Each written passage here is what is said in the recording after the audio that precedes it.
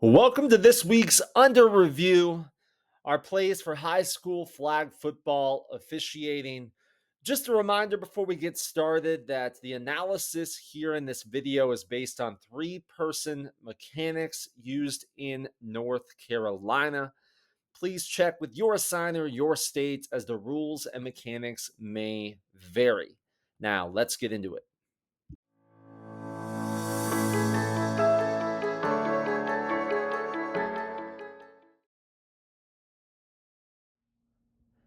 On this play, we will have a roughing the passer penalty called, so keep an eye on our rusher and the passer on this play.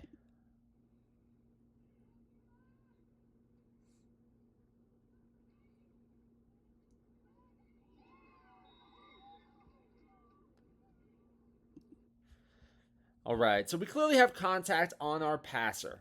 So we'll back it up and slow it down here as we watch that rusher come through.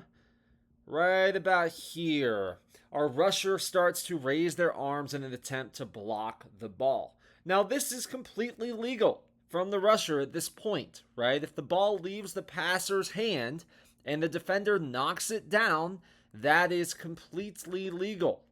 But let's talk about some examples here that can create a foul. So one of them, and we'll kind of see as the rusher comes in, swipes down, and it's tough to see here whether the ball has been released or the ball is still in the passer's hand. So let's talk about both of those options. If the ball is still in the passer's hand, and it's tough to tell if it looks like she probably contacts a lot of the arm here and not just the ball if she gets any ball at all. But if the ball's in the passer's hand and our defender slaps down and knocks the ball out of the passer's hand, even if we don't have contact on the arm of the passer, we still would have a roughing the passer penalty, right? Because we have a passer trying to attempt to throw the ball, and the ball is part of her body. So we have contact on the passer as the passer is throwing the ball, right? Creating a roughing the passer penalty. Now here, it appears she probably gets a lot of the arm, right? So, defenders have to be careful when they're coming in like this trying to block the pass, whether she gets some of the ball or not, and whether the ball has been released when she touches it, we still cannot make this contact on the passer, right? So any contact up on the arm, the head, the shoulder, anything in there by the defender is going to be a roughing the passer penalty. This is an obvious one, a good call here. Now, if the rusher is going for the flag belt while the ball is being thrown, we're going to give a little bit of contact there, right? Just like we would anywhere else on the field when trying to pull a flag. Our defender is not trying to pull the flag. She's clearly going for the football. Creates a lot of contact. Good call. Now, let's watch what happens on the play here. When that ball gets up in the air, it is actually caught right here by the offensive player.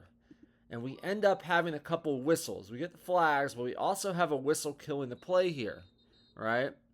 So we obviously have a flag. We have roughing the passer, but we need to be careful with blowing our whistle because the play's still live, right? Now if that's an incomplete pass, obviously we're killing it. But as you can see again, this is caught by the offensive player. That offensive player can run at that point, right? We have a player with the ball. She could run upfield and get extra yardage. Remember, a roughing the passer penalty is a special one when it comes to enforcement. We always have the option to tack on 10 yards to the end of the run on a roughing the passer penalty. So had that player run upfield and gained yardage, the penalty would have been enforced from the end of the run if that run ends beyond the line of scrimmage.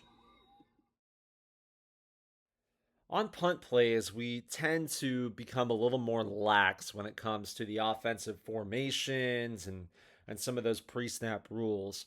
But we need to stay focused. The same rules apply for the offense during a punt play when it comes to pre-snap motions, the snap itself, as it does on any other play in the game. Let's take a look at the snapper here on the snap back to the kicker.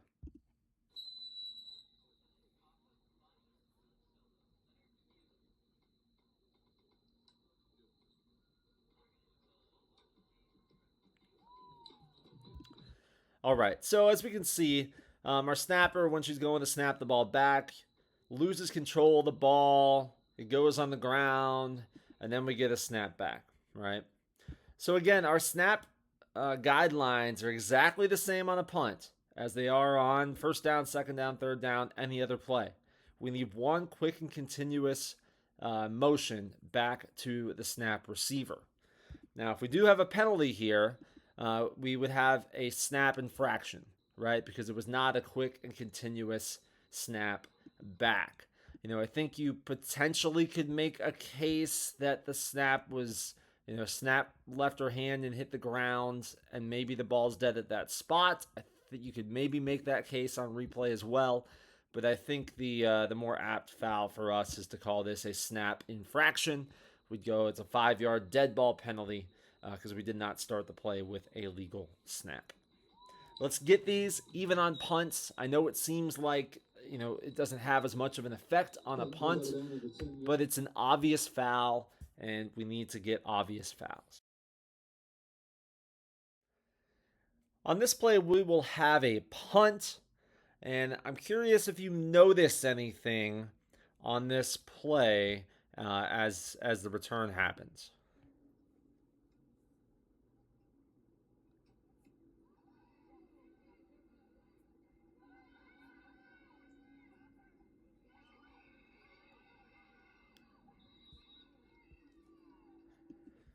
All right, did you notice it? Now, these flag football fields that we're using, especially here when they're on turf, it's difficult on tape to kind of see, and sometimes on the field, to know where all the lines are on the field. But we do clearly on this punt, we see the goal line marker, which appears to indicate the goal line. We also have the pylons. One quick thing is we'd love to see these goal line markers at least 2 yards off the field. They appear to be right on the sidelines here, at least from what you can tell. But we have the goal line and we have a punt. So remember, our scrimmage kick guidelines for a touchback are the exact same as tackle football.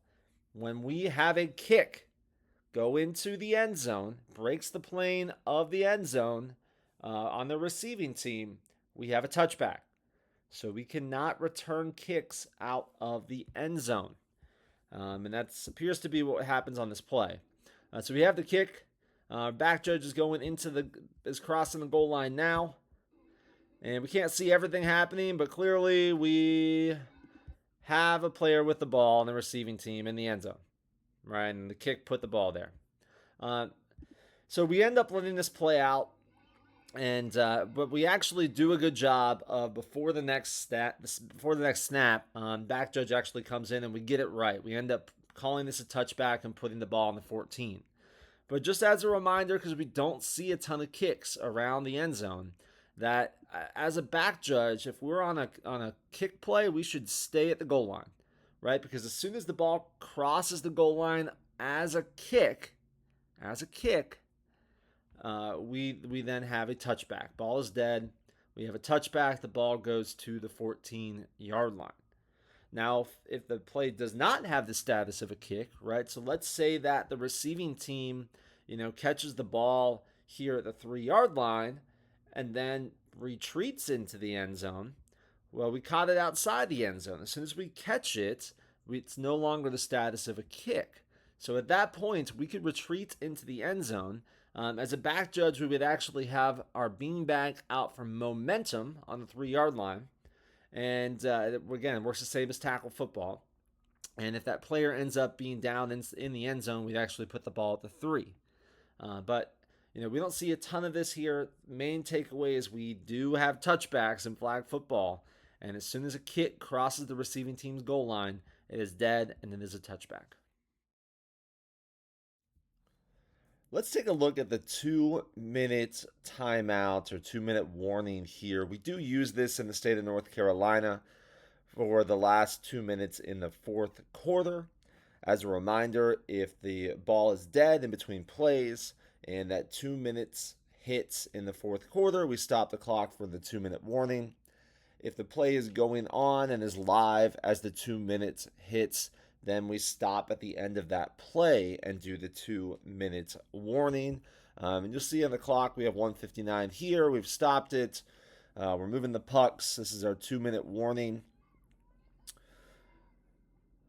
But you'll see here that as we're coming out of the 2-minute warning, that we end up rolling the clock on the whistle. So just as a reminder, we talk about major and minor clock stoppages. Our 2-minute timeout or 2-minute warning is a major clock stoppage. So we will always start on the snap after the 2-minute timeouts unless we're in a mercy rule situation. Also, as a reminder, because we've had this come up, the 2-minute warning or 2-minute timeout, it is not a team timeout. So we do a good job here of just announcing it, putting down the pucks, and getting ready for the next play. We should not be allowing teams to go to the sideline and confer with their coaches for an extended period of time. It is just an administrative timeout to announce that we are now under clock stop rules. Keep an eye on the right blocker on the offense on this play, and let's see if we have illegal blocking.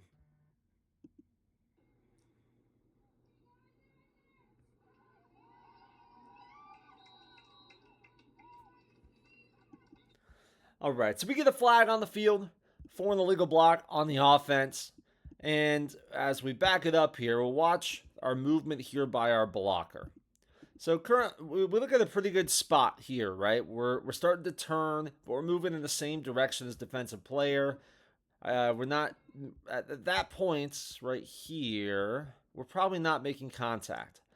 But now, as we go frame by frame, as our defender is working around our blocker towards the quarterback, our offensive player, the blocker, continues to move into our defensive player right here, right? So again, our offensive players, they can move in the same path as our defenders, but they can't move into the defender and initiate contact. You can see clearly we have contact here, and the blocker is moving into our defensive player and ends up causing our defensive player to go to the ground. Clearly enough contact here for a foul. Good call by our referee. Flag guarding can happen really quick, so it's sometimes difficult as referees to catch it. We do a good job on this play of catching a quick flag guard, and it's going to take place after the interception. So after the interception, I want to see if you can pick up where we have a flag guard foul.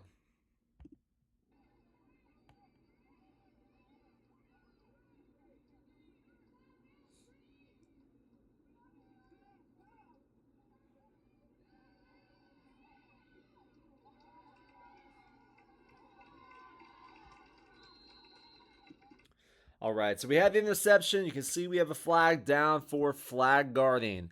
Number 4 right here in green is going to make the interception. Right about there. All right.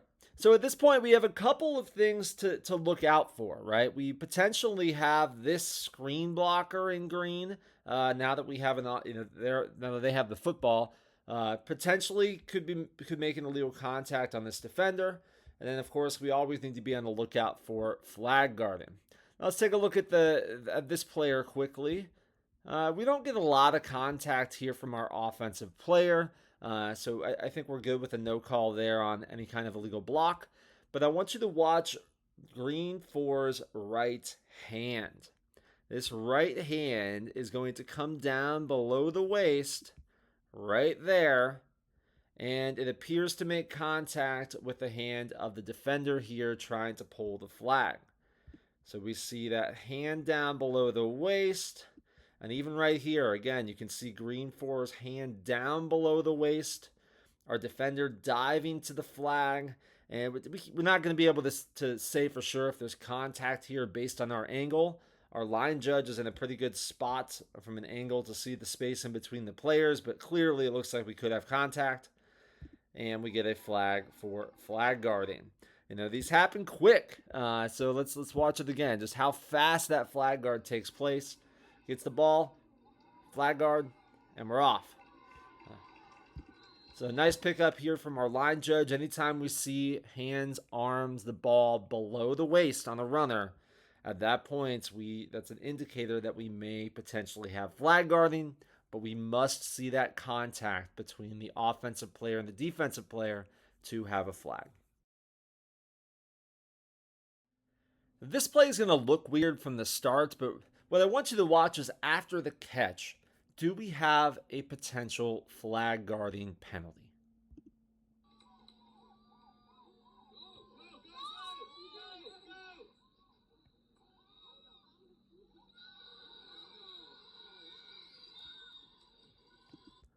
Okay, again, there's some weird kind of miscommunication at the starts. That's all fine, but again, after the ball is caught, let's take a look at uh, this contact right about here. All right, so we have a catch, and we have a runner that gets the football, and now is beginning to lean forward and has the ball down as well, and all of that is at or below the waist, right? We have two, three, multiple defenders in a position to pull the flag. You can see this defender has her arms out, reaching towards the waist of the runner, or attempting to. And we have the runner bending down, and the ball, her shoulder, or even her head almost, are all creating a disadvantage for the defender and preventing her from getting to the flag belt. This is probably a flag guarding call that we missed with that contact right there. Clearly, we have an advantage as the offensive player runs a bunch more yards downfield. Sometimes the thing that you'll hear is that the runner is just holding the ball naturally. Well, it doesn't really have anything to do with our rule, right? So, she might be off balance here. She may not be meaning to put the ball down below her waist, but clearly right here we have the runner restricting access to her flag belts with defenders in the area. Contact is made. This is probably a flag guard.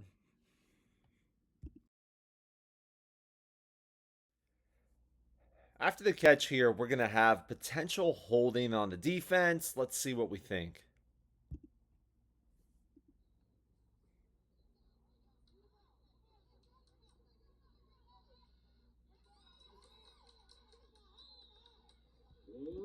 All right, so this is a close play.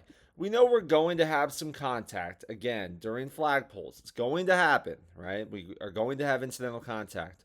So let's take a look at a couple things here. So the first is, potentially we certainly have some contact with the defender and the receiver here. So the first thing we're going to look at is, do we potentially have pass interference here by the defense? Our offensive player is in position to catch the ball, the defender is behind. And as we go through this slow, we see a little bit of contact here coming in from the defender as the ball arrives. Obviously, in flag football, we can't shove, push, etc. the offensive player anyway. But we do have a catch here by the receiver. So I think it's probably a good no call for pass interference. There's not a ton of contact there that impacts the catch. Now, after the catch, we have two hands from the defender, kind of wrapping up our offensive player. When we talk about holding, we are looking for restriction and impact, right? Oftentimes our defenders, when they're going to grab the flag, they might get a little bit of shorts, they might get a little bit of jersey. And if they pull the flag at the same time as them, getting that little bit of a hold, we probably have nothing. What we're looking for is restriction. So we'll watch here again. I've been slowing it down here a couple times. All right, we have the catch. Now we have contact here from our defender. Left arm clearly seems to be kind of around the runner now. Right arm may be making contact too. And we are essentially, right now, I think if the flag comes off, right here, maybe we have nothing, right? It's incidental. There's no restriction that's preventing the offensive player from moving at this point. But watch as the offensive player turns to go around the defender, and the flag is still on at this point. So we have a left arm of the defender around the runner, and you can see it's kind of holding her back. And then the second motion here with the right arm is when she pulls the flag. So I think this is a case where, maybe we could have a holding call. There's nothing definite here on film, I would say. But as we see in live action, you can see just that little bit of hesitation to where the offensive player is trying to get away but can't. Right there. And then the flag is pulled. When we have that restriction and then a hesitation, the flag is pulled, that's kind of an indicator we may have a penalty. This is a fun one here. Keep an eye on the football. You're going to see the quarterback kind of have a weird exchange with their teammate coming across in motion, and the defender is going to end up with the football.